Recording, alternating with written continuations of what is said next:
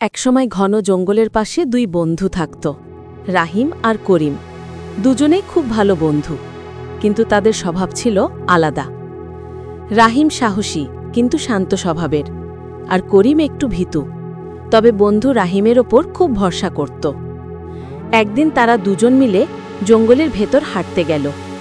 পাখির ডাক, পাতার শব্দ সব মিলিয়ে পরিবেশটা সুন্দর লাগছিল। কিন্তু হঠাৎ ঝোপের ভেতর থেকে ভয়ঙ্কর একটা গর্জন শোনা গেল। ঝোপ সরিয়ে উঠে এলো এক বিশাল কালো ভালুক। চোখ দুটো লাল, দাঁতগুলো ধারালো। ভালুকটা দেখতে যেন দানবের মতো। করিম ভয়ে কাঁপতে লাগল। রাহিম চিৎকার করে বলল, দাঁড়াও, দৌড়ালে ভালুক আমাদের পেছনে লাগবে। কিন্তু করিম ভয়ে কিছুই শুনল না। সে দৌড়াতে দৌড়াতে একটা বড় গাছের উপর উঠে গেল। নিজের প্রাণটাই সে আগে বাঁচাতে চাইল। রাহিম জানত ভালুক মৃতদেহে আক্রমণ করে না, তাই সে দ্রুত মাটিতে শুয়ে পড়ল, নিঃশ্বাস বন্ধ করে মৃত মানুষের মতো স্থির হয়ে রইল। ভালুকটা রাহিমের কাছে এসে ঘ্রাণ নিল।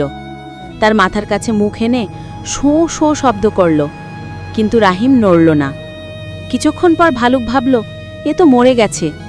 এটা ভেবে সে ধীরে ধীরে চলে গেল। ভালুক চলে যাওয়ার সাথে সাথেই করিম গাছ থেকে নেমে এলো। সে হেসে বলল, ভালুকটা কি যেন তোমার কানে বলছিল রে? রাহিম গম্ভীর মুখে বলল, ভালুক বলছিল, যে বন্ধু বিপদের সময় নিজের বন্ধুকে ছেড়ে পালায় তাকে কখনো বিশ্বাস করতে নেই। করিম লজ্জায় মাথা নিচু করে ফেলল। সেদিন সে শিখল, বন্ধুত্ব ভয় পেলেও পাশে দাঁড়ানোর নাম।